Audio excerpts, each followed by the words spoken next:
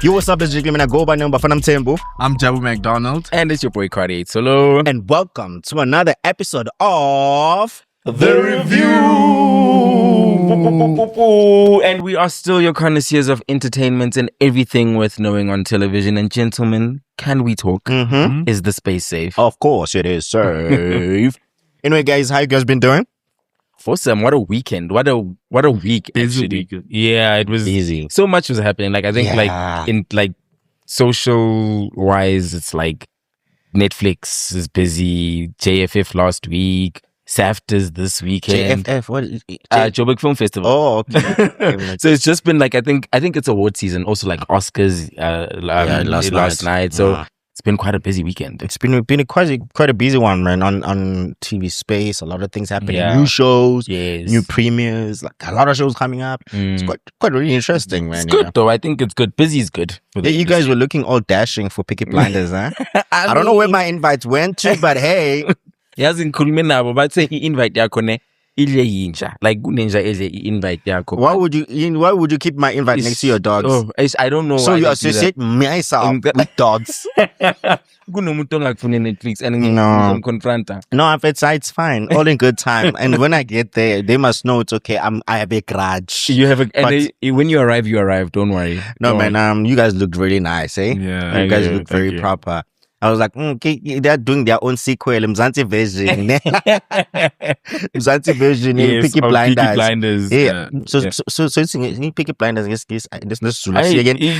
Peaky Blinders. Peaky Blinders. Okay, now we're gonna go jump into the TV entertainment news. And Jabu, we're gonna give us a rundown. A lot has been happening, as you know. It's like award season, so we're probably gonna get a little bit down low from him. Jabu, what do you have in store for us, brother? Yeah, it's been a busy weekend. A lot of things really came out in terms of shows. It was Prime Video, it was Disney internationally. I still have to watch Paradise. I haven't even caught up. Oh, guys, Paradise. I haven't started either. No, you were wrong. Touch to me, one day is enough for me to caught up with the 6 episodes, so it's fine. Yes. For me, it's fine. It's been a lot. Disney also has Mom on Wives, a new season, but then focusing on the local stuff. It was the SAFTA weekend. It was a 2-day thing. It took place on Friday and Saturday. And I'm glad that this is probably one of the first of few years that you'd watch SAFTAs and be like, you're satisfied with a lot of wins. Like a lot of people actually who weren't there like any controversial? But I think for me, I didn't expect anything to happen on an actual event because I felt the controversy for me was in the nomination part of things, you know. So obviously, when now we've passed the nomination phase, now it's gonna be awarding person. It's different. Do you know? I kind of laughed. I saw you comment because someone was like talking about. You spoke about the eligibility period. I was like, didn't we spend so much time debating the eligibility period? Listen, I'm a person that literally debates things that are flawed but don't dispute the fact, you know, at the same time. If the system is flawed, I feel like they need to tweak it and also make it make sense for everybody watching, because a lot of people were questioning the fact that saying, why is some of the Inimba people not nominated? Why they are not in the telenovela? What and stuff like that. And I'm like, guys, it's understandable that they're looking because of the time period and I had to give context to some of the people.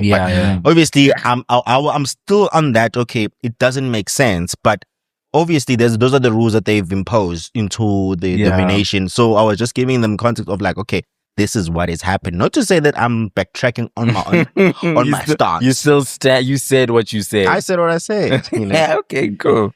I think the most controversial one was Best Telenovela. Which was for youngins, Yeah, I didn't but for which season though? Because remember... Because it was 2 seasons. There were 2 seasons in the period, because I think it is 2024, 2025. Because the both seasons came back to back. Yeah, they were back to back. So I don't know which season, but... I think if it was 1, I'll definitely say, okay. Same. I also feel like season 1 was very strong. But didn't they win for season 1 though? When it was... I don't think it has ever been nominated for SAFTAs before. I think this was the first time. If this was for season 1, I would also say yes. It made sense, it made sense because I do think that I'm so sorry, but like when it comes to like storyline, it just Youngins got very messy. It got very convoluted. It got very busy.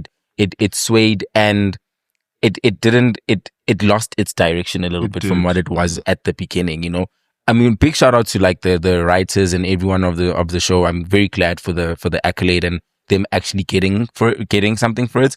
But if this win is for season 1, well deserved. But if it's for 2 and 3, doesn't make sense. Yeah.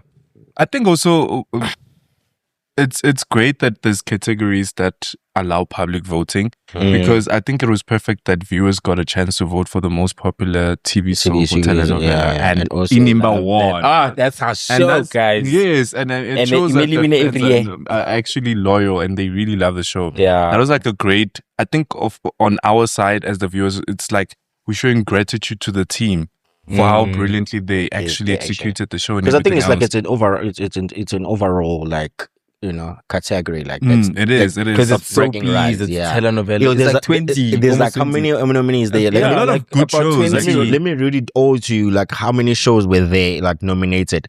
It's a long list. The most popular TV show, it was Amalanga Wafani. Hey, I don't know how to. Aaron de Vizla, this Afrikaans probably like Aaron's Flay. Aaron's Flay, yes. Aaron's Flay. Sweet Kuluva, is that you? It's, you know, we come from Bantu Education, please. Penaladas, Blood Legacy Champion, Dap Waters, Mpini, Generations, Genesis, Kabeka, The Empire, House of Zuide, Ispe to the Destiny, Inimba, Isita, The Enemy, Itonga, Kelders Van Gemen, Queendom, Ren Bongrad, Scandal, Skimmergod or something. Yeah. Smoke and Mirrors, Soy Doster or something, Wifey or Young in Zuzalo.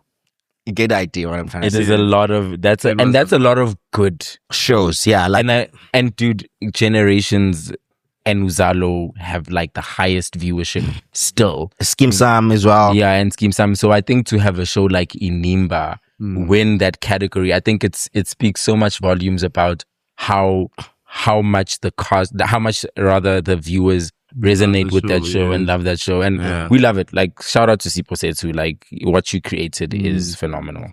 Since we're talking about SAFTA, I really think we should just get into some of the categories that really were like most popular awards categories that we saw. First of all, we saw TV drama, Catch Me a Killer, Go, Niggies, and Reka and White Lies were the nominees, and the winner from that nominees was Reka season 2. Any shocks there? I don't think it's a shocker. I've seen snippets. I've seen the trailers. It's a very high budget production.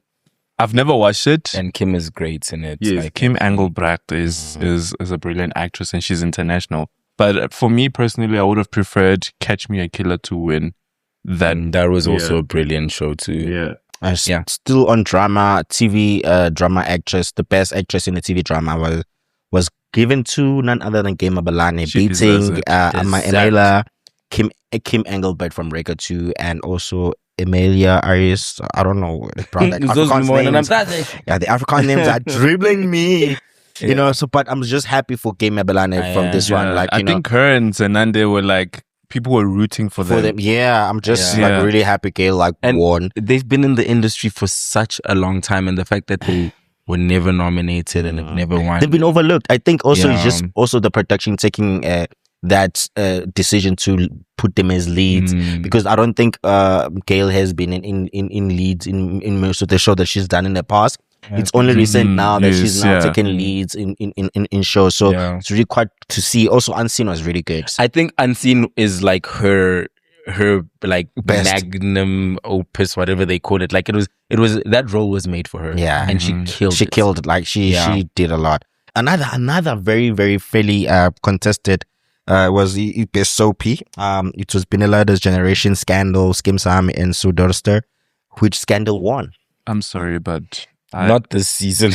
Yeah, I really felt like Skim Sam deserved that one. Yeah, they gave some really good. That's the thing about you guys. I think you're focusing on a recent, because this thing doesn't like. This is also true. Yeah. You raise a valid point that like some of these things that good though. Hey, not Scandal. Hey, Scandal lost the plot. I lost Scandal when they when that family died. With the Kubegas. Yeah, no, not the Kubegas. The Langa. The Kosa family. Yeah, there was the Langa family. Yes, and then when Romeo left, and that's when they lost me. And also when this other who's this guy, the colored guy, man.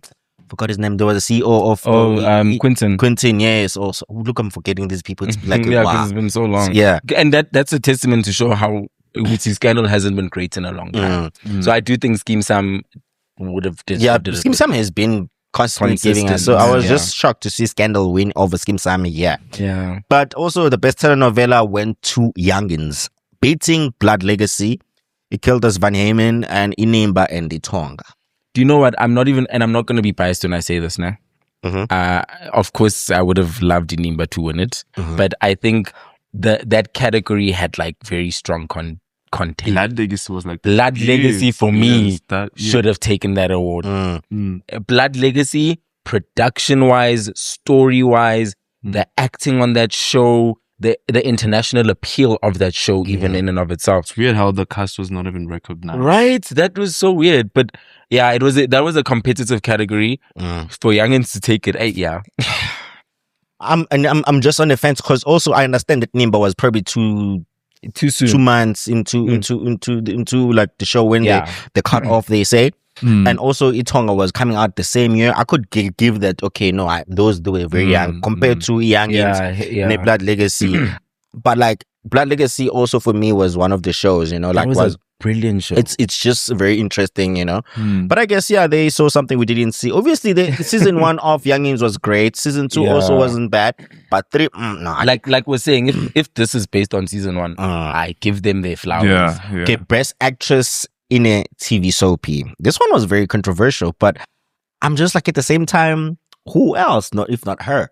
Londega she actually won it over Jeanne Swegler. Apologies, guys, if I butcher your names. It's Afrikaans. I'm Bantu. I'm coming from Bantu. And Johanna Mamarumo Morokane. She deserved it. She beat those 2 other actresses. But I don't think she had in like a very decent competition in terms of like, To be honest, I like Londega Sishi. I've seen her work before. I'm not sure if like Scandal is like her best work as yet. I think I'm yet to see. Paseka could have been someone that you could have maybe thought of. But you know how they submit this thing? Sometimes they submit, I don't know, 1 person per show, per category. I also think with the amount of work they submit, some of the work probably it wasn't that strong, or it depends on the season of that person. They probably didn't have like the strongest performance.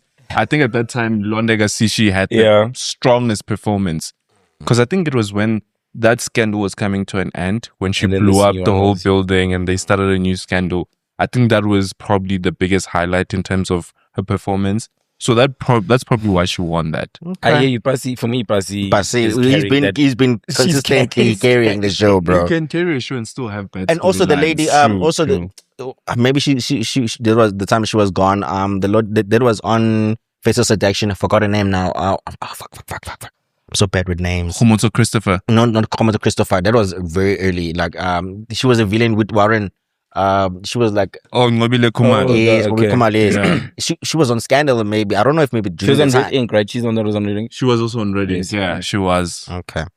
All right. Best actor in TV soapy Obripu is the one that won for Generations, The Legacy. Beating Eugene Elof from Benelete and Vusi Kunen from Generations. I wouldn't know. I wouldn't know. Like, congratulations. Funny enough, with Generations, I only see clips on TikTok. I only see the guy that but based on the work that I've watched in terms of Aubrey Bowe's performance, he's a good actor. I'm even shocked that he even didn't get recognized for his performance in the Best Made for TV. He got comedy. Like for performance, like best actor in a comedy film. He won the film, but not the. I don't think there were a lot of comedy films to create that category, maybe. But there is a TV comedy category, but no, that was a film. That was a movie. Oh, film. Mr. Easy Lou. So I think if there was a category, he would have deserved it for me. Okay. Another one that we're gonna talk about is Best Actress in a Telenovela, of which was Neliswa Sibiya, beating Sandra Pinslow and Celeste Lut. Yeah. I don't know I think Sandra Pinslow, I definitely know her. She's a good actress. With Nelisiwe, she had good moments on it. I think the first 2 weeks were definitely the highlights for me in terms of the first 2 weeks of the show. No, it's not necessarily that bad. I think also it's how the character is written. I'm just confused, bro. But this, like, how do they have like just? Yeah, I think some categories sometimes they don't do justice for the category and for the amount of actresses that we have, you know. So for me, that's what I'm thinking. Like, okay, if now you think of like a best actress in a telenovela, I don't think Nelisa is the first person you think of. Same. You know, like you're not gonna. She's not the first person on top of your head. Like say. Nelisa Sibiya. No shade to her. She's an amazing actress. She is, but I don't think when you think of like a great actress in the country right now, that's her. And that's why I'm saying this category doesn't reflect that also. Even so the like, nominees. The nominees are very limited. Very limited. They're not showcasing all the great telenovela actors that we have in the country. Like, bro, I honestly feel like the lady from Brothers Keepers, they should have nominated her. Like, I don't know why Brothers Keepers. I think they didn't submit. Ridimol didn't submit on their show. So and Umkoka was still playing at that time. My Brothers Keepers. And this is the thing. Like, they could have had a lot of like Mam Zobe could have been nominated. Mam Zobe, like, you know, like I think Hope Mbele also she would have been perfect. Yeah, for Umkoka as well. I think that category, and maybe it goes back to like because Chabu just mentioned that like sometimes even a great actress can have like a really horrible storyline. Genuinely, and again, no shade, congratulations for the win. I do think that out of all the categories that we've even mentioned thus far, that was one of the weakest categories. Like, and no offense to all the ladies that are in that category, but I do think when you think like really strong performances in a telenovela, you the names that you're hearing is just like there's nothing that resonates, and you're like, oh yeah, no, I see it, I get why. Because the same reasoning that we're going to say Ulunati didn't get nominated, right? Because maybe the story hadn't gotten to that point. Sisa wasn't nominated because it hadn't gotten to that point. I think that was what the months that Inimba had at that time in terms of the eligibility of submitting. Though I think she didn't have the strongest performance at that time, and also the storyline wasn't that big on her at the time. Exactly, so but she's had great moments that are valid for her to be nominated. Yeah, and next year, crossing fingers for her. But like, hey, listen, it happens. I mean, Cindy Latu didn't get nominated for season 1 of The River. but look at what happened. She got awards afterwards. Like, back to back. But congratulations to her and all the ladies that were nominated. Yeah. Best actor in a telenovela was Bonko Koza, not surprising there. Beating Palance Dladla and Seloma was good. On Kingdom. He was good. That was for me. It was between. Actually, all of them deserved it. Like that was like that was as strong as I'm pretty sure judging that was like tough as hell. Yeah. But Bonko, I think he had the strongest performance. Yeah, like Bonko guys, like he can never do no wrong. As much as I did say that Itonga didn't give him that much justice, the storyline of it all. But I feel like he still showed up, you know. Tutuzi Mabaso even deserved it. I don't know why he was not nominated for Queendom. Because he was good, yeah. Oh, yeah, true.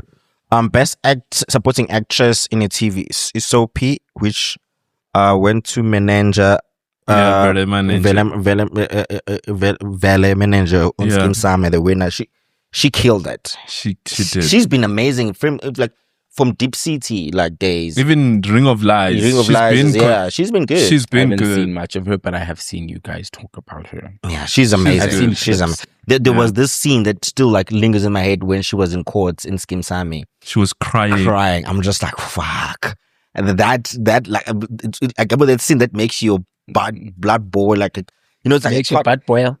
Yeah, I can't even explain it. It's like give me goosebumps. You're losing words. Even. Yeah, it was amazing. It was just beautiful. It's interesting that you mentioned that court scene, and I want to link this to Phil's tweet because Phil said something about how we only say an actor's good when it's like dramatic performances or it's a dramatic storyline. I think it's an easy thing to see. Then there are subtle performances where it's like, okay, it's monotonous, it's just. It's something we see about, but when you get it, because you don't always get to do dramatic things, it could do emotional scenes and everything and every day. it's because there's a tragedy that happened, or if it challenges you and pushes you, an actor, to be able to channel that pain, and you get that pain from someone else, like Tumega said, Zenande said that, and she had to go to a place where, like, she found her mother's grief when she was grieving her brother, to be able to get that out of her. That is a skill that is very, like, not easy to just channel every day. Of like, you're acting, like, you're going to work, you are dealing with your boss. But I think, Bafana, it's not. That's not the testament of a great actress. Or actor. I'm not limiting an actor to when they cry. I'm just saying that it's a visible range. If I could say, it's a visible range where you can measure the range of a person by saying it. Okay, she does this. Range would involve seeing a person in, like, multiple emotions. Look at Tina Chatla on Inimba. Yes. She hasn't had, like, a dramatic storyline. It was like, great. Wow. Yeah. But she's good. Yeah. When she speaks, how she carries herself. And then even when she speaks, you get very, like, okay. Yeah, it's like very powerful. That time when she was welcoming Uzolek and she was telling her the rules. That was a great scene. That was a great execution of the lines that she did for me. And already, if I were to submit, I would definitely submit that scene for awards. But it's also not wrong for people to see a great an actor in someone actually getting out their comfort. It's like someone. Yes, no, definitely. It's like also seeing, for example, Lerato Mvelase doing a action movie. Like, you've never seen her doing action movie for Marked, and then she's amazing. I'm like, I've never seen her do this, because the thing is, like, a typecasting is a thing, you know. Some actors are typecasted to a way that even when they do some roles that they are good in them, you don't see it because they've done this so many times. You know, like, even though, like, they're doing, like, they're playing husband, like Homoto Christopher. She's someone that we've always been seeing, like, she's been a rich woman and has a wife married to a rich husband, whatever, in so many shows. But now when we're seeing Fatal Seduction, we're seeing a different kind of Homoto Christopher, because we've different range of her. Like, so even if she came to the show, because when it started, the show started, again, she's playing a rich wife again. But then this one, it's challenged her. It's like sent her to different places that we hadn't seen her in. So she's like Nicole Kidman. She's always playing a rich housewife. Yeah, definitely. But that's what I'm saying. Like, sometimes certain like dramatic what you call dramatic scenes, exactly, like, they show us, it's okay, you know, she's that great. It's a moment that stands out of all of the scenes, because every actor has that, like, that moment. Like, even Queen Latifah, for me, that moment in Set It Off still plays in my head. Like, but every actor has that scene that when you think of them, oh fuck, that moment was just so mind-blowing. Because if you don't have that as an actor, then what are you doing? You know. Another one for best supporting actor in a TV soap was oh my god, I'm gonna go to literally they couldn't do it on the show on this at the SAFTAs. Okay, Litlo Fatso. His name is very long. His name is very long.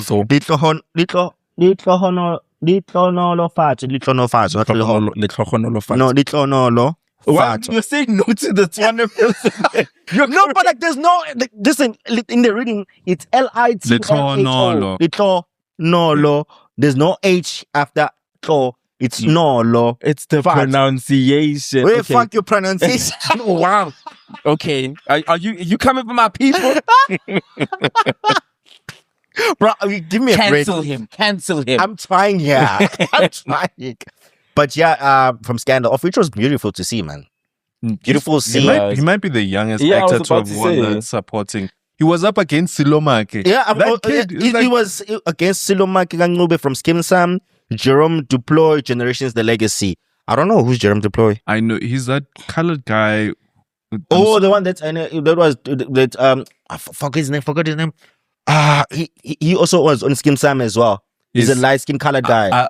I hate saying this, but he's always in prison on most of these stories. He's always playing a tag. That's the type casting that I'm talking about. You don't see a person's like, because they're always doing one and the same thing. So yeah, good to see a 15-year-old actually. That was the biggest highlight. You know, because we see now, because in the world right now, we're seeing that as the kid from what you call this adolescence. Yeah, that's on Netflix. This kid has a bright future. He can even head to Hollywood at this point. Supporting actress in a telenovela, the biggest one of the night. And everybody probably would have been mad if Zenande didn't win this one. Your striker. I would have Ubered to Gallagher Hall. Outside. Like, Mpeni Award, yeah. I'm so sorry. To be honest, I don't even know who else was nominated in that category. It's Zodwa Nkosi from Uthando. She's good. She was good. Yeah. And Uprimulda Van Rensburg. I don't know her, but she's also, no, she's great. I've seen her in other things.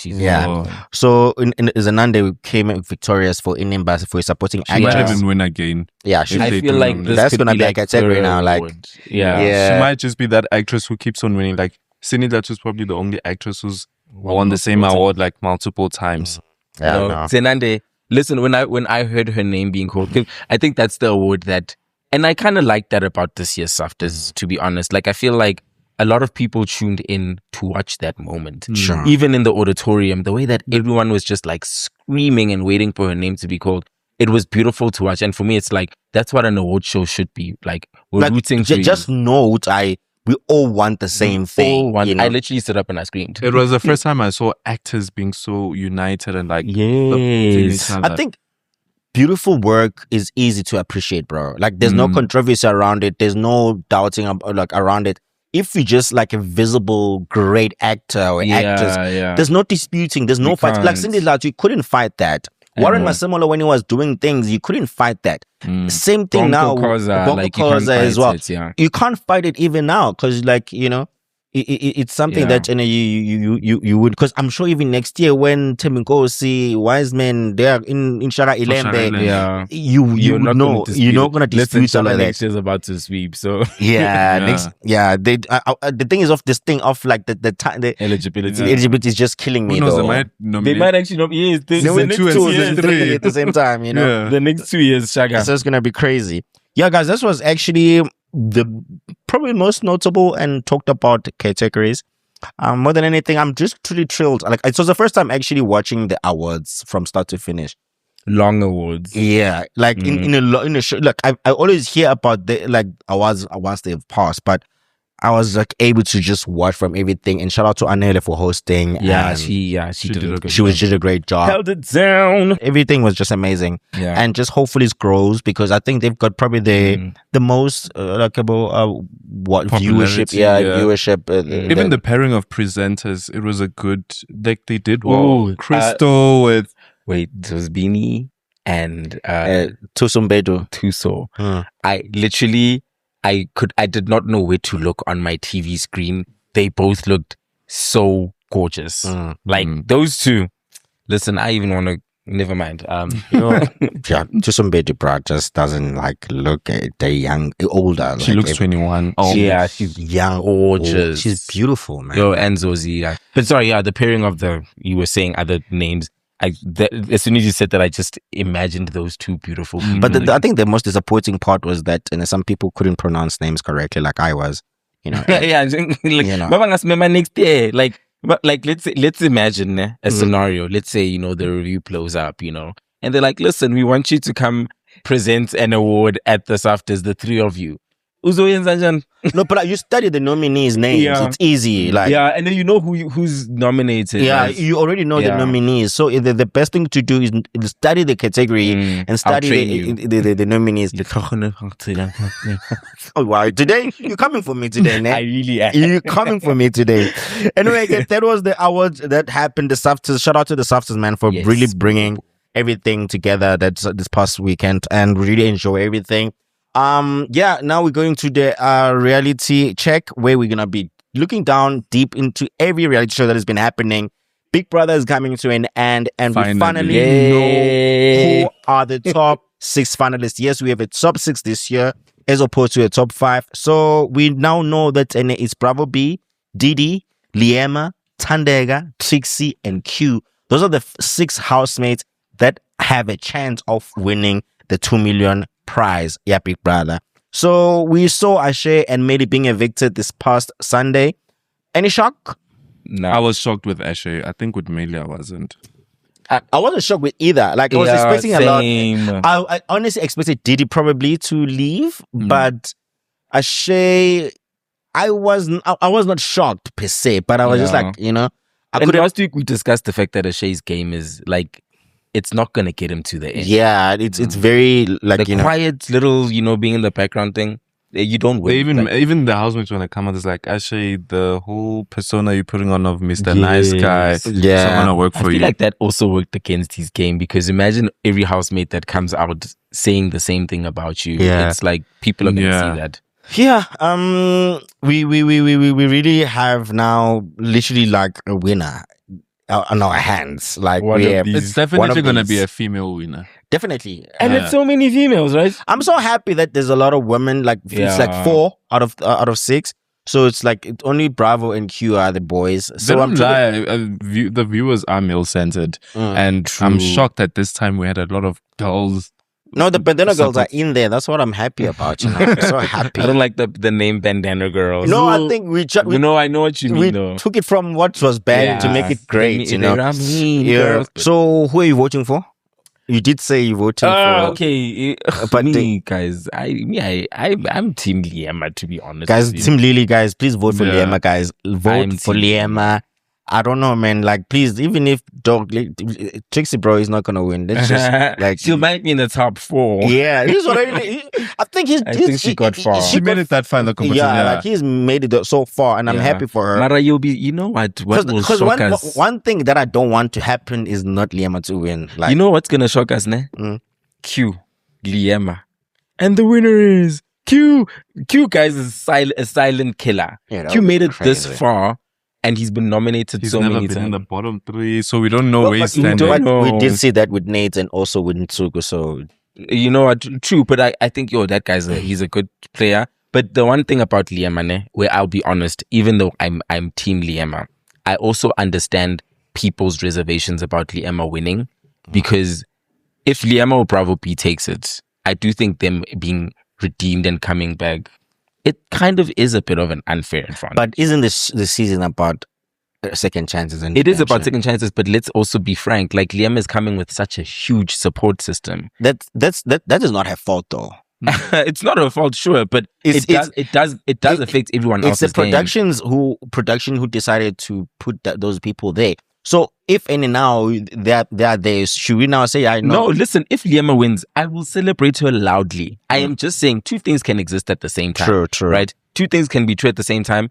It is a little bit unfair, but if she wins it, I do think she's played a good game and she deserves to win. The fact that she survived Thandeka this far, I support her. Like, I do think, hey, listen, we don't mention that name.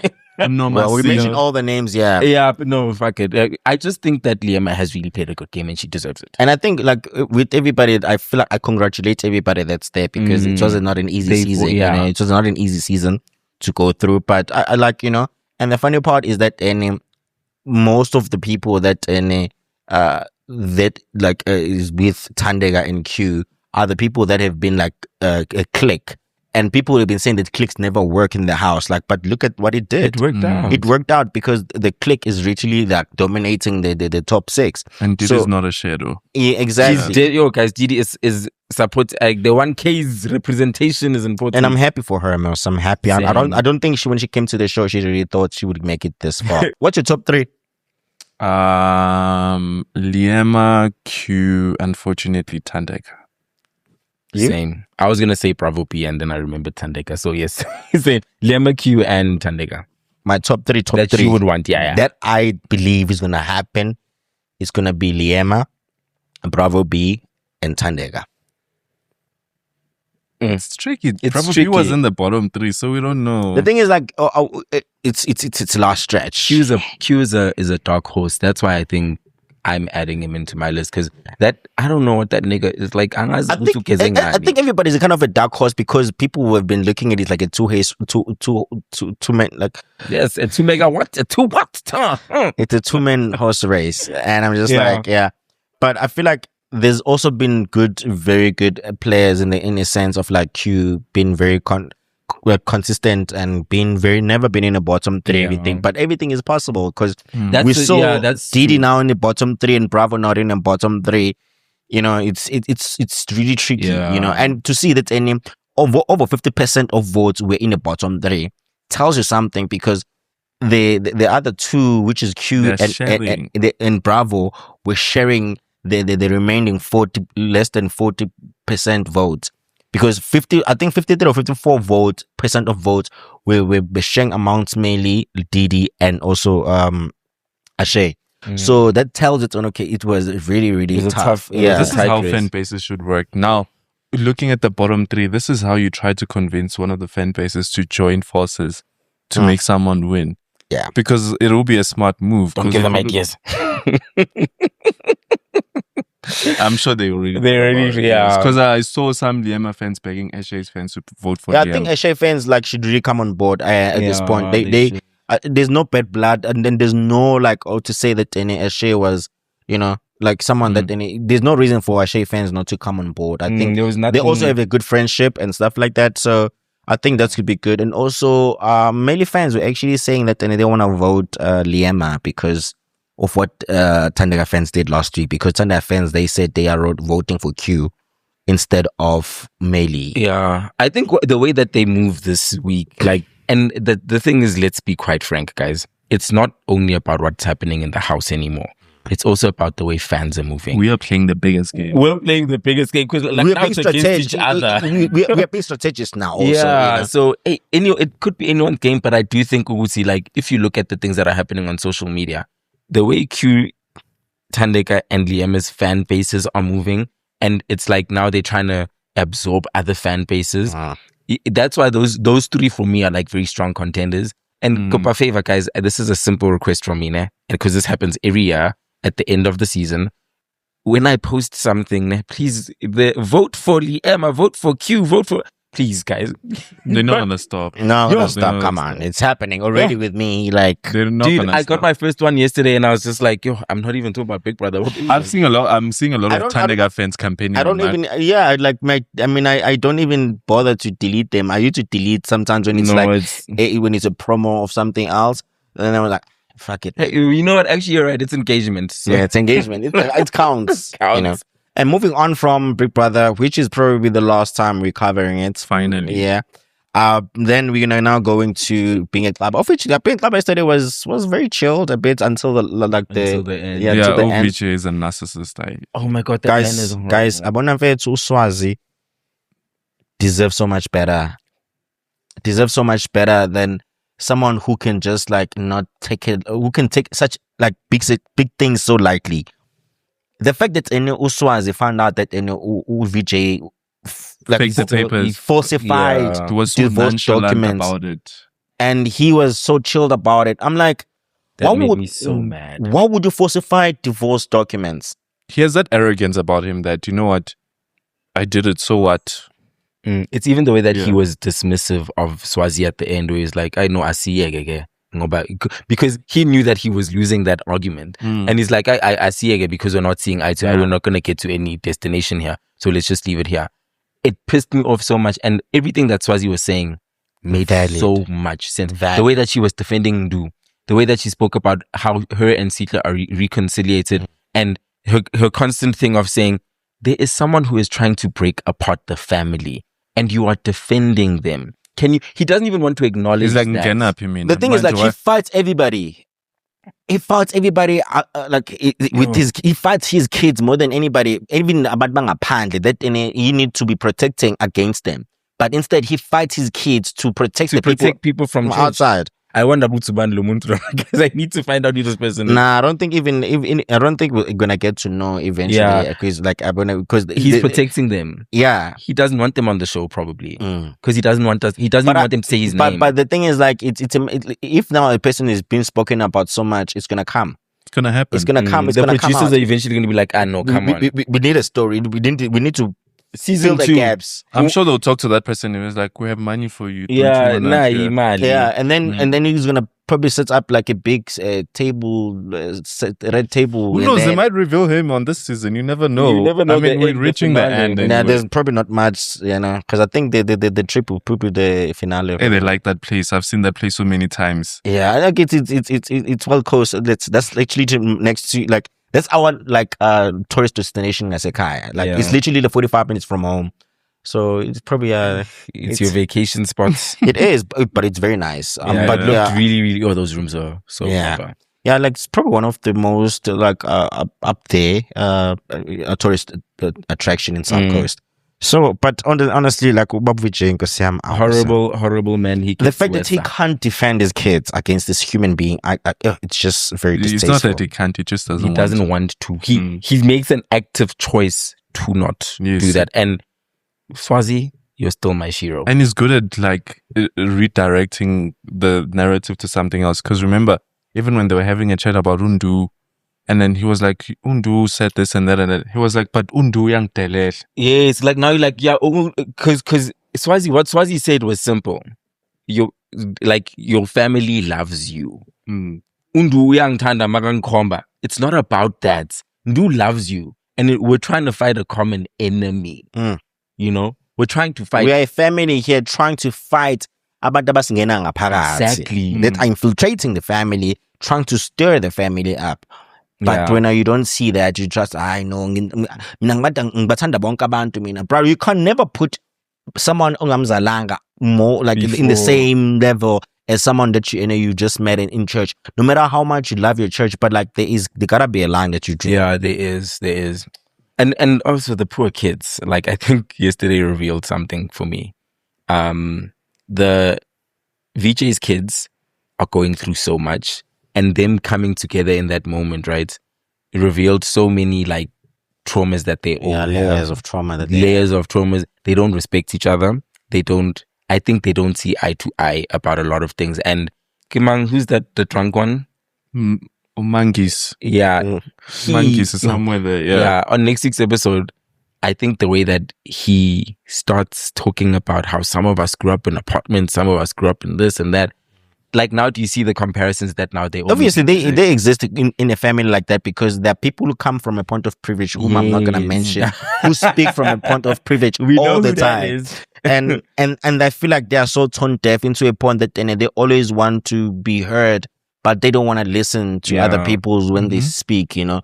And that's a thing that's going to cause them a lot of rift within them because you're not going to be able to always be heard because your story is sometimes not relatable to other people. And look at how T was dismissing Undu when he was reprimanding his brother. I hated that. It's like from T, I think it was more disappointing. I expect her to do better. I didn't like how T was not taking the whole matter seriously because it's funny. You can laugh at someone saying offensive comments to someone else, but when it comes to you, you won't feel the same way. True. You won't feel the same way. You're going to take it personal. And I'm glad that Undu was calling him out, but he's not going to stop because the sisters were condoning his behavior. Yeah. Talking about Undu and the situation that happened in there, like that mini gathering and everything, a lot happened there. Yeah. Like, I feel like there's a lot happening, as you mentioned, that they're coming from different places, different backgrounds. Yes. And their perspectives are all over the place.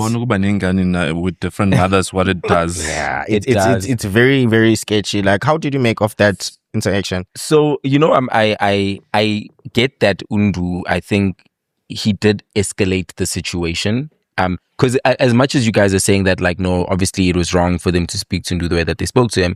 And he obviously, Mafoko, it was heightened, his temper, he lost his temper. I do think that there's something that we need to acknowledge, right? Undu, what he did was with good intention. Because the way that Mangisa. Wow. The way Mangisa was communicating with Sihle was hella disrespectful.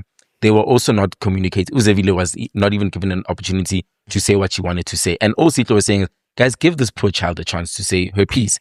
And then Mangisa was, in the way. And also, they should have all reprimanded him. Like they should have. Because now Undu, only him reprimanding him. Exactly. He's the one with the problem. And then they don't take this thing. Like, you can't just swear at someone. Because now you're swearing. Like now you're swearing at an elder's sibling. And I think he's one of the youngest ones, yeah. Exactly. So you can't be like acting that way and then say it's because of alcohol. And then Naboba wrong because now they're validating what he's doing by saying, yeah, no, Siamazi. About Siamazi. Even Sihle said it. It was like saying him but it doesn't mean you disrespect someone. If anyway now you move to you can't be okay with it because you cannot. But Undu, what he did in that instance where I'm saying he escalated the situation, Askisi Masingita Mangisa. He was apologizing. Like Mangisa was like he was diffusing. Mangisa was like, okay, he apologized, he stopped. Undu Segala. Now Ndu's escalating the situation. Hence, he now started fighting with T. I think he has anger issues. He does, and he plays into the narrative that VJ is aggressive. Even next week's episode, I think he has anger issues. I think he had like a really rough upbringing in a sense, and I think he has those like. 15 cent. I mean, did you see the part when I think that's something that's going to happen in the next episode? He was like, exactly, they're going out to fight. And now it's validating what VJ was saying. He is literally doing whatever that VJ is accused of. He's playing into that narrative. And I think also, for a sense, I think he just come from a rough background and everything, and he believes in like, you know what, I'm gonna fuck you up, like then they type of person. The move. Yes, you know. So I obviously I feel like that's a situation. Obviously, I feel like all of that was unnecessary. You know, like I feel like it could have been avoided, but I guess it's families. They always gonna be. He was drama. Probably drunk. That probably added more to the. Yeah, he was having Henny. I could see there. Henny, but I mean, also they were. Yeah, it seemed like they were drinking a lot there. Most of them, yeah. Moving on to the Xabas, to them Selegus. They were going away. Favorite family. They were going away to therapy. Mselegu were taking them for therapy, of which I think that was a disaster. That wasn't therapy. That was a intervention. Staged attack on Tobile. That was a very staged attack on her.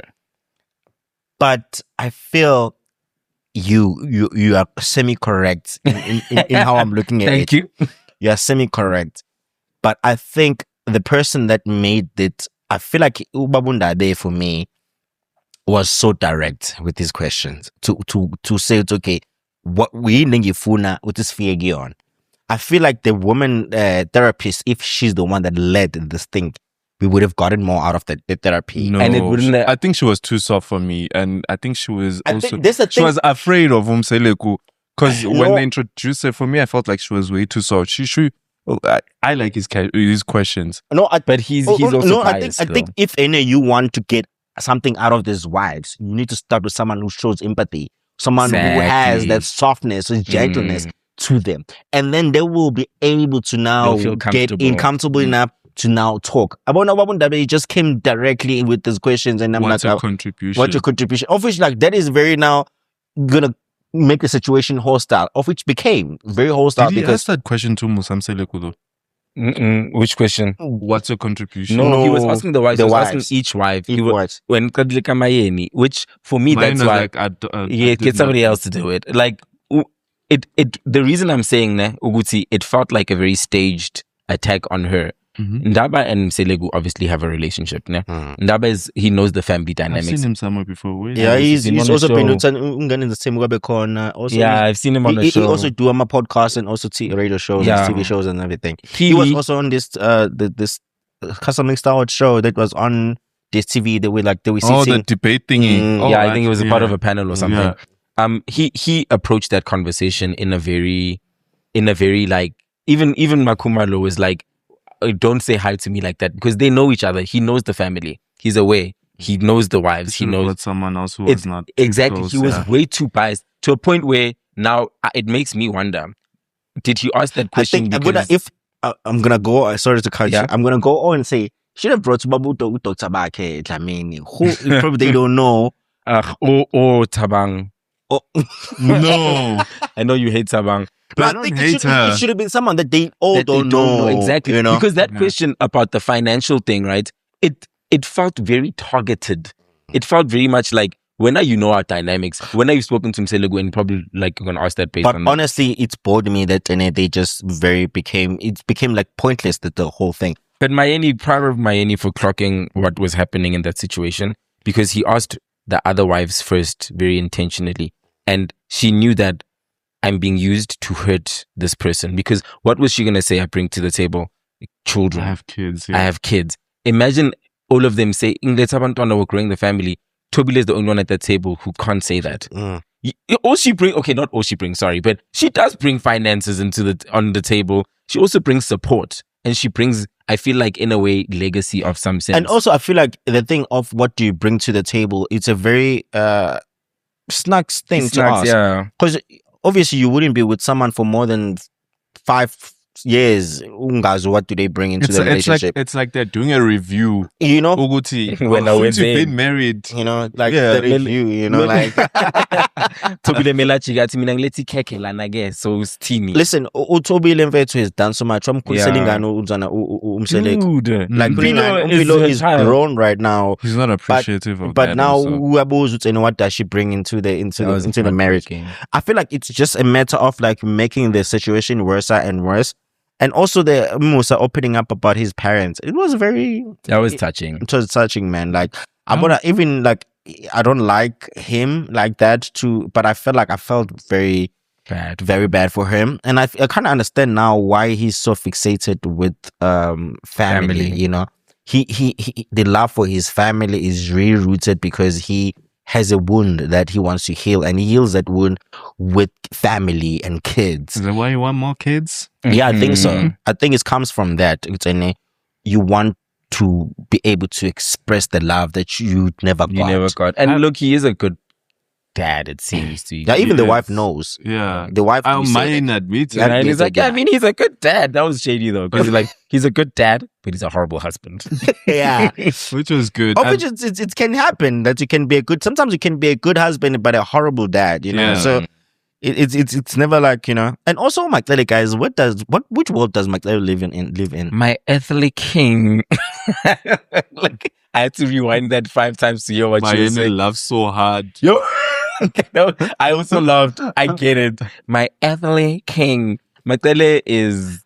She lives in her own bubble. But I think she's like Maklele Mfana is in love with Umseleku like forever, and there's nothing you can tell him like NJ Maklele. Agaboni next. Agaboni luto. Like abona Maklele Mfethu indlela amthanda ngayo Umseleku. I think Uthando lo Mfethu ongewuzuluthole anywhere.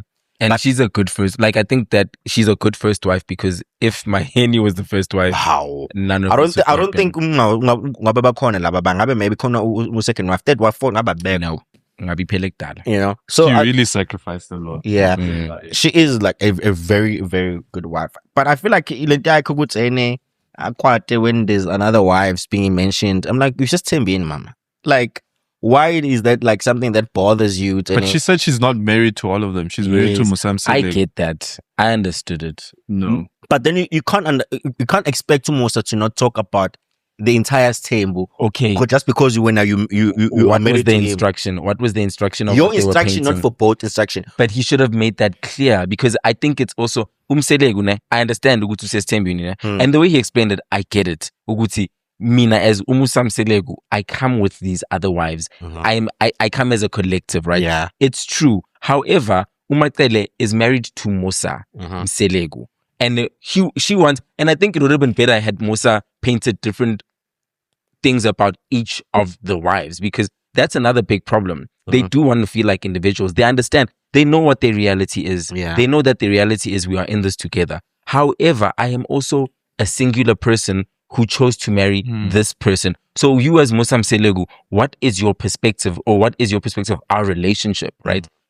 Not stupid happy faces or sad faces that make the zero colors sense. Differentiate this and that. Yeah, no. Even mention ukok flows like ukok for well.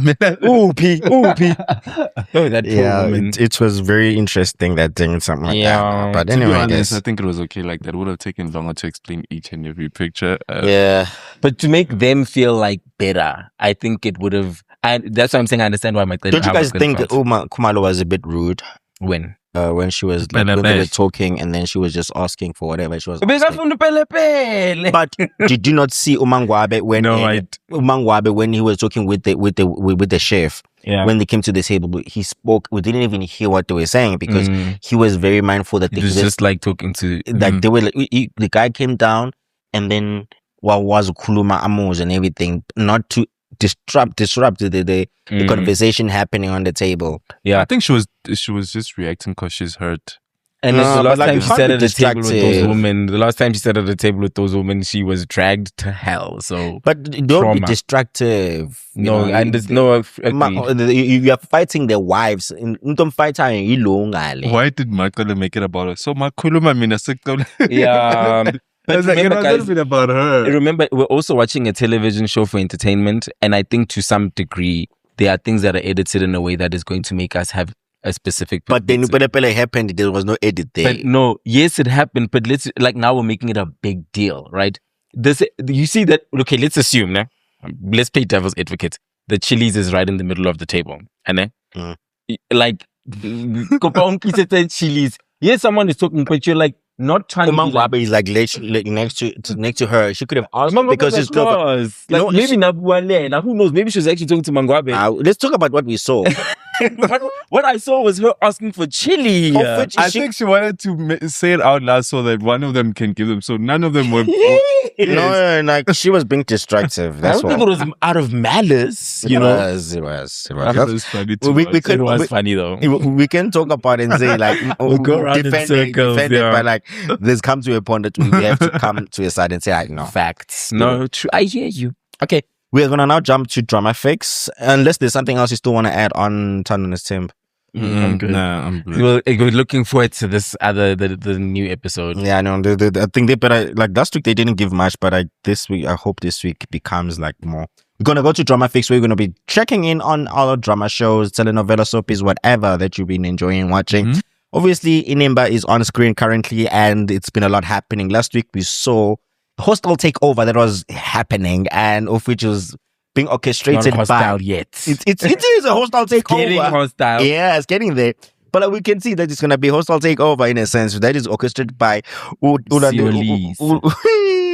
joy, Siolis. Siolis is not bringing joy. Siolis is not bringing joy to that family, and we see that Uzolega is coming in to try to inherit the Ngugana Industries from Mr. Ngugana, and yeah, she's thinking like a businesswoman. Yeah, but family is not business, guys.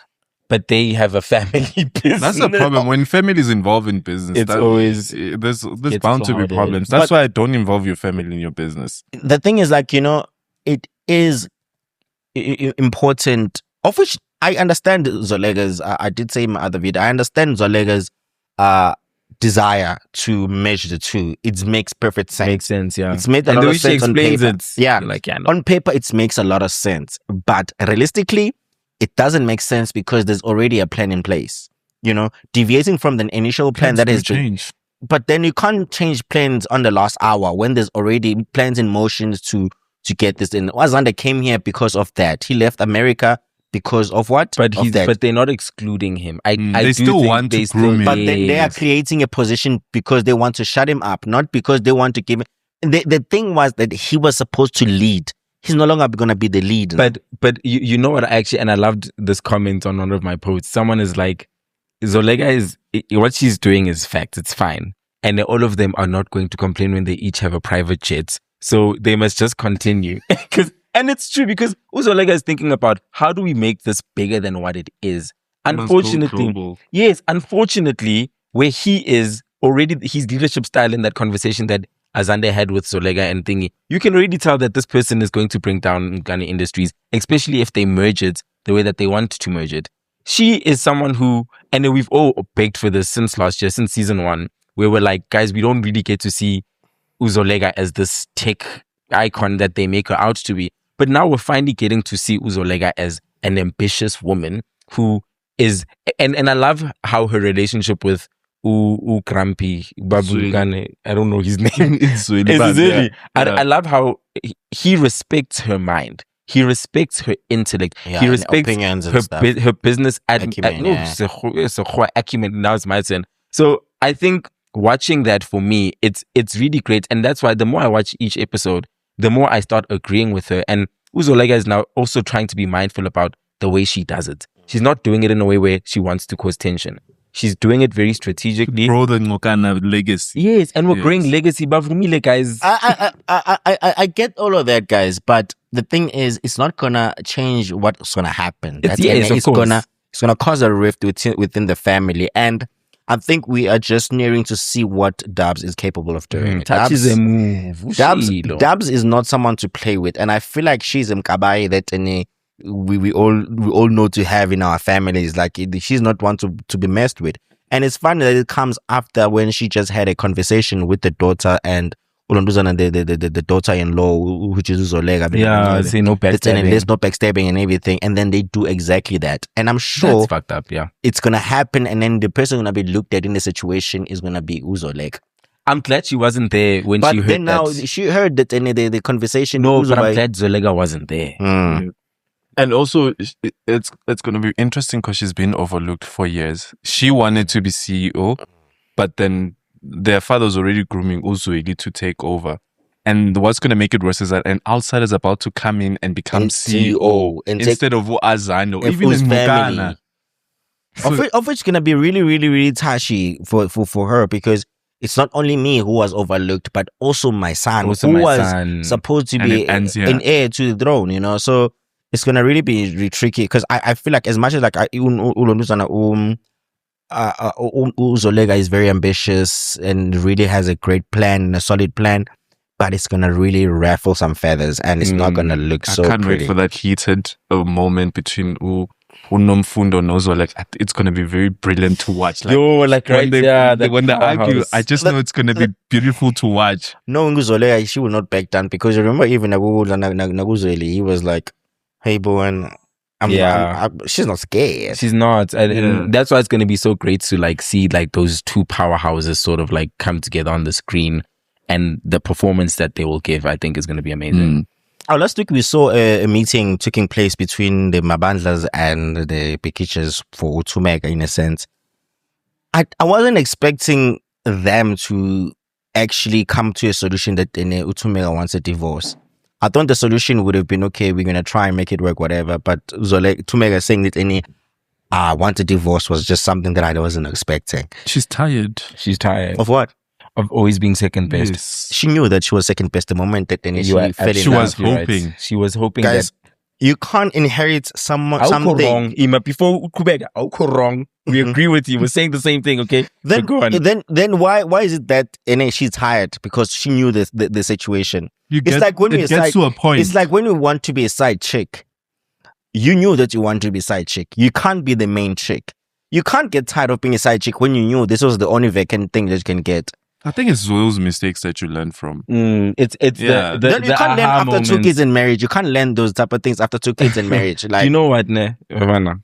The thing about Uthumega and the thing about Utumega's history, Uthumega is very much aware of, and that's why they sat there and they were even saying, yeah, I know I fucked up. I know I did this. But she can't take accountability in jail also. Yes, there are times where she doesn't take accountability. However, we're talking about, why does she want to leave now, right? She wants to leave now because she's finally realizing that Tlati will never choose her first. Exactly. And over and above that, let's also be honest. Utlati has also manipulated, in a way sometimes, Uthumega to get Uthumega to stay. Remember, even the marriage thing. Uthumega got the marriage because that's what she's always wanted. Tlati was very happy staying with Uthumega for 20 whole years without marrying her, right? And Tlati also... But now Uthumega was happy because she never... Yes, Uthumega got what was Zolega's, right? And when Zolega came back and Tlati went back to Zolega, right? That's when also her eyes were open to say, Utlati will never choose me. I am not. Why did she not leave then? She had a very reason to leave then. Now I say love is blind. Love is blind. And then now, but now I need to find out. Because now it's like, it's also, reflection is also the key to a person finally realizing what it is that they want. I mean, even Tlati also reflected. It was like, I tried to make things work with Uzolega, but it didn't. She could never make the home that I envisioned for myself. I hated that actually, because that was just saying, when Uthumega, you cook and you clean, Zolega doesn't. But like, but that's who she is more than anything. That's how she presented herself. And that's what Tlati fell in love. So you can't fault him for saying the truth about the whole situation. Why did Tlati leave that for Zolega? Because maybe he thought the ground was greener on the other side, of which it wasn't. You know, it looked greener because it was shining from where he was. He thought, in a mansion. Because it was incense. He thought, okay, it's shiny. You know. But honestly, I feel like Uthumega is just also, I think also her divorcing Tlati comes with a lot of inconvenience for other people more than anything. And that's why they don't want it. That's the thing. I hate the fact that she is inconveniencing a lot of things. Uyanga more than anything. Because now he wants to leave Tlati. ufuna uzolega some house because he doesn't have a place to stay. Listen, if you want a divorce, make a plan. You must have a plan as a woman. It's okay. I'm leaving this man, so I have this plan. Must get a job again. Yes, like what happened to the social worker job? Like what happened to the job that she has? He was working at the church. What happened to the job? She was working especially, you know, what you know, uzokufunda uba ilonduzana caregiver. Yes, caregiver. Wazombuza no nsikutheni but ufunde le caregiver. but you know, I think Uthumega, for me, I hated the fact that she went back to Uhlati, because I feel like as soon as she went back to Uhlati, everything that she had worked for was literally it was gone. And if you actually think about it, Uzolega once told her straight to her face, Uguti, when you've got nothing, even those kids that you call your own, they're kids, they're not yours. And now Thumega, I think that's why this thing is happening the way that it's happening. It's to show Thumega Uguti, you actually you've got absolutely nothing. You've got no home except for you know, your kids are not yours, you know, and even the husband that you're trying to leave is really not yours. Like you, and there's Olega Naye, you know, even though she's your sister, she's not obligated to be there for you the way that you feel like she should. She basically said Mzala siyakwazi. Like hey, when uzopinda futhi. The thing is, like Uhlati supported her when she wanted to chase her dreams, do the thing that she loved and everything. What's in it? No, kumfazi wami, do whatever that you need. I'm supporting you. Do what, because she had dreams. And it's une caregiver manje, because Uhlati supports and everything. I mean, why is she not falling into those things? Why is she always like trying to always lean on other people and also trying to blame the past? Like she didn't have the same, like she didn't have the time and the opportunity. Why when Uzolega was going to USA to work, you know what, and uzothatha lapho uzosebenza indoda, wathi indoda wathi nayo yonke into uyifunelana ukusebenza because indoda nakho kunto imvuzo yalokho. They made decisions that were different, and umuntu on the decision that now looks to be very forward thinking uzolega. And then so said it, that's why, like, even when Lazarus Benuzolega better no, I was like yeah, good. Can I tell you why I feel like you are contradicting yourself slightly and a little bit of a hypocrite? Because remember, and I know these are completely two different things, but when we spoke about Big Brother, right, and we spoke about like this season is about redemption, does Thumega not deserve it's not about redemption? It's not redemption too. Season 2, she's allowed to have made mistakes and now realize that I made mistakes. She has made so many mistakes and repeated mistakes, and I feel like, you know, the first World Cup call, but is she not allowed? Is she? No, he wants Uthumega to see Hlati as the prize. Yes, that's what he wants. Exactly. Yeah. Because he's team Hlati. But yeah, he couldn't see Brad Justice as a prize. So that's what you get. I wanted Uthumega to continue with Brother Justice. I want Brother Justice back. And no, Brad Justice deserves better. He was so boring. I'm sorry. No, the Brad Justice deserves better from Uthumega, not Uthumega, because Brother Justice will get what's her name Uthumega got with Uhlati. If you get what I mean. I get what you mean. You know, second best, you know. So that's gonna be the same. A great opportunity. That man was willing to marry her with 2 kids. You do everything. Yes. You know. So when you're throwing that away because you are just holding on to what could have been instead, like that couldn't happen in the 20 years. You were holding on to that. So that's the thing. Like now, I feel like her wanting to leave now is probably 2 years late. If not, because it's way too late for her now to leave. And the worst thing, late, woman, it's never too late to leave if you want to leave. But they live with a plan. It's like people say that it take a while to actually decide to leave. What if an issue you were planning to leave? You could have made plan B, C, and D to know when you leave here you're gonna go there. It's like not when I'm trying to decide like she didn't have any plan. And the thing is, like, now this thing is just like revolving other people, and I love the fact that also Uthulani was like, hey, awulalila. That was so cool. That was so bad. Even Makaba, actually, Makabe, how do you pronounce Makaba? She kind of like, she pissed me off a little bit, and I realized that she might actually be the biggest villain, because she basically said to Thumega, Begazela babes. I didn't raise a quitter. I mean, what the fuck is that? After she sat next to you, and you listened to all of these things that we're saying. Makaba has been consistent in terms of advising that. Remember when Zolek and Hlati, she was like, don't leave him. And you see, she's the villain. She's you. She's always Team Shati. She's you. How much Shati in the situation? You kind of want Thumeka to stay. You, like Jabu just said, you want her to see the thingy as the prize. I don't see Thumeka getting anything better outside of Shati at this point, because Connors. And you know what? Also, Thumeka got herself a SAFTA. Listen, let me tell you. Let me tell you this thing, guys. You can't keep on rewarding bad decisions. And with, I know she's a woman, she'll learn what give grace. Grace, guys, runs out. You need to take ownership and accountability for the decision that you make, and also ensure that your bad decision making doesn't now make other people look bad when they decide to not to help you. And now people look bad because they said no to you. But when you be constantly choosing this bad decision, when people have been telling you, no, this man is not good for you. But now you want people to feel sorry for you because what? You've now woken up too many years ago. You know, like it doesn't work like that. You must literally live with the decision that you've made and literally work yourself up.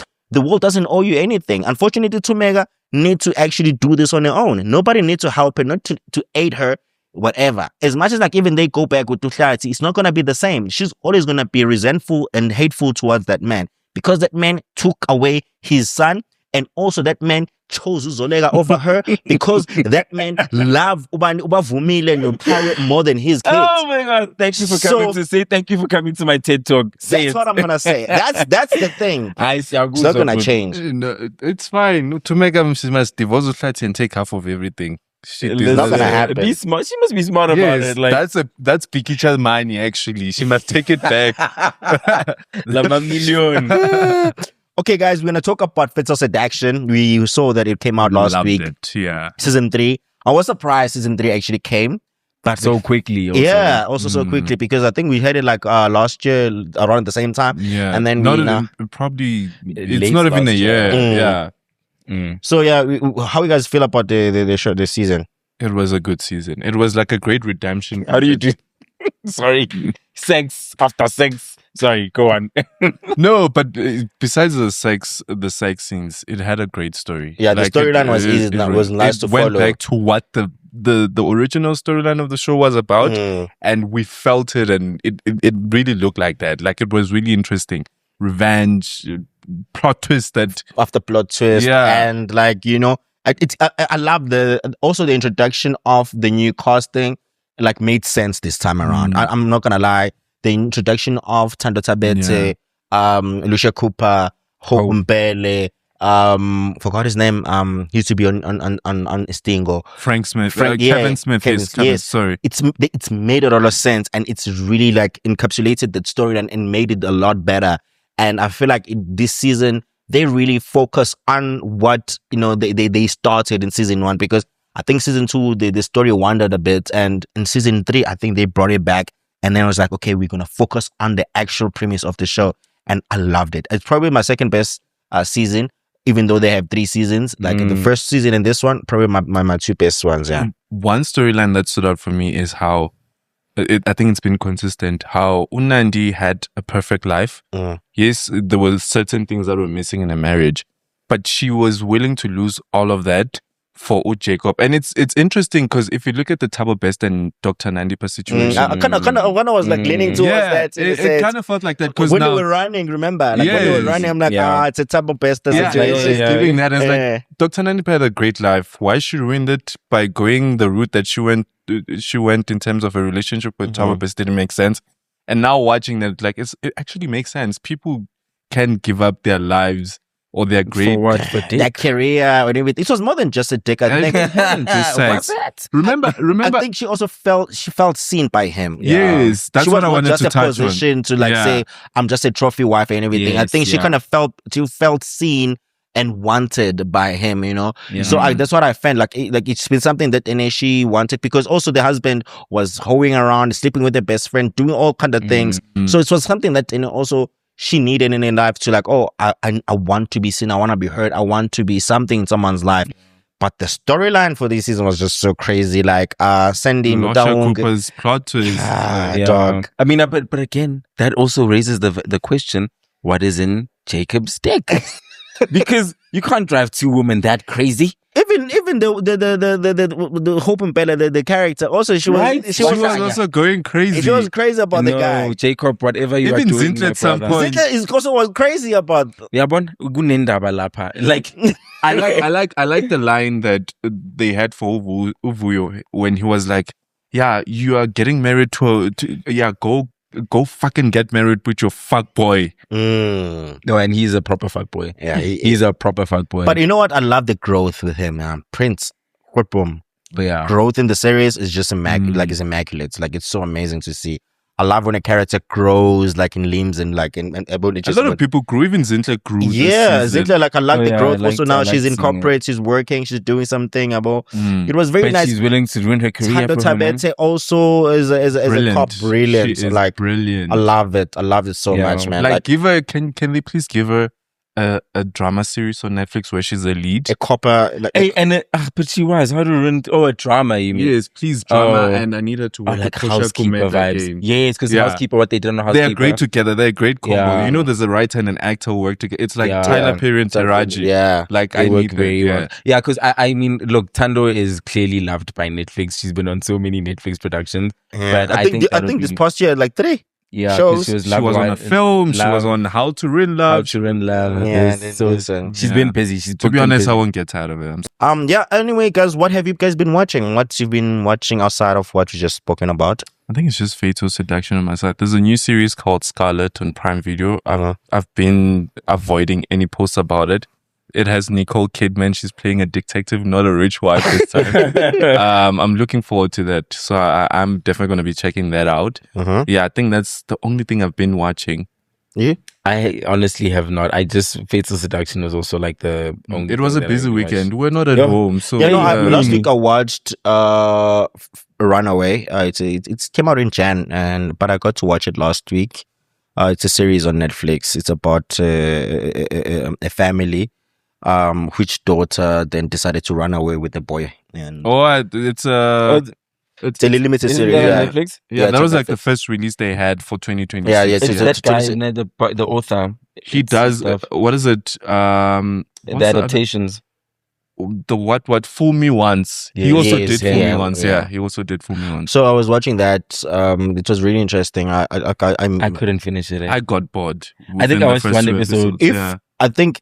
After because it says 8 episodes, after 6 episodes, that's where the plot twist. But you know what? It came out at the same time as His and Hers, right? My attention. Oh yes, yeah. Literally it was literally around there. Yeah, like the plot twist at the end was just.